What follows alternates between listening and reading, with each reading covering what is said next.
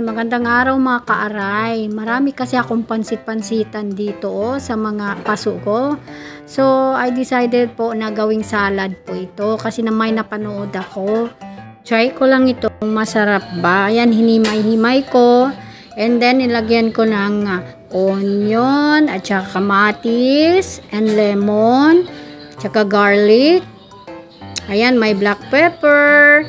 Meron din sugar, brown sugar at konting salt. Ayan. Okay naman yung salad. Sa tingin ko kung sasabaw to hindi maganda yung lasa. Pero mas gusto ko yung ampalaya salad kaysa dito.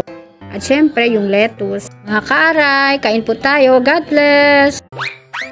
Ay, magandang araw mga kaaray. Marami kasi akong pansit-pansitan dito sa mga paso ko. So, I decided po na